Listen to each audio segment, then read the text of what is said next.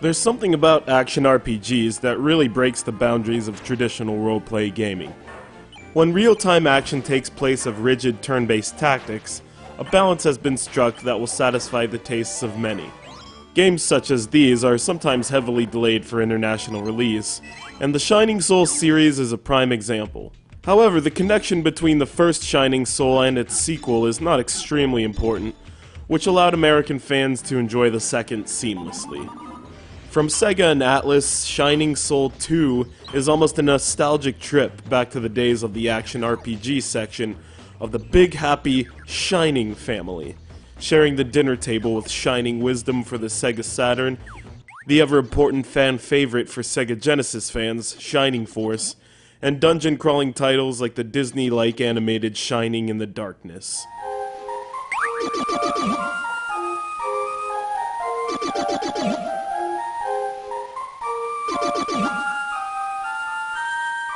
Who could turn away from the adorable sprites, the customizable style of the item menus, and the familiar button tapping that comes with swinging a sword or a ball and chain at your foes?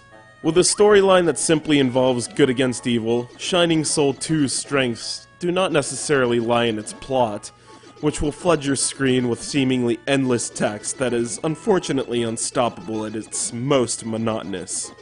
The kingdom of Clan Tal is in danger of being lost to the imbalance between light and dark, the dark which tempted Clan Tal's greatest knight, Deathheart, to eat the forbidden fruit.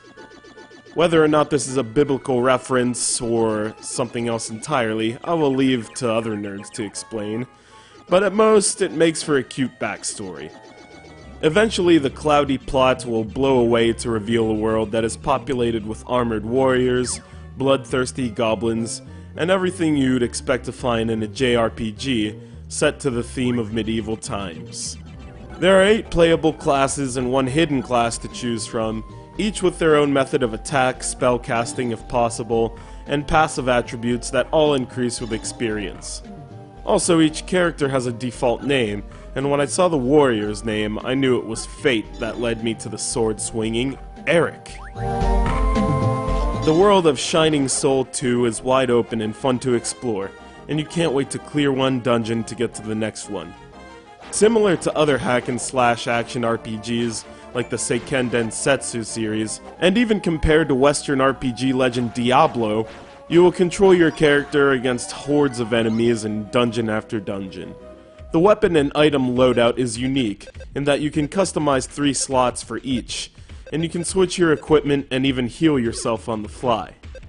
There were times that I felt pretty outmatched by my foes, even if I was able to use my soul power.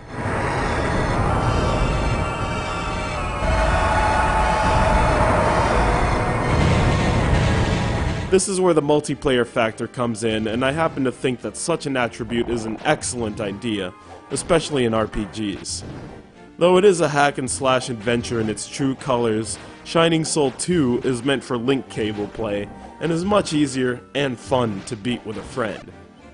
Adding to the game's real-time style and overall difficulty is the fact that pressing start does not stop the action. Go to the main menu in the middle of battle and expect to get cheap-shotted. Also expect to learn the hard way that the left and right buttons are there for this reason exactly. But don't let the efficiency of the multiplayer drag you away if you prefer to tackle this adventure yourself. Shining Soul 2, although it may be awkward to learn, is a decent action RPG with classic RPG presentation, full of distinctive sprite animation, impressive sound that will tickle the old school gamer's fancy, and an easy to follow, if not recycled, storyline.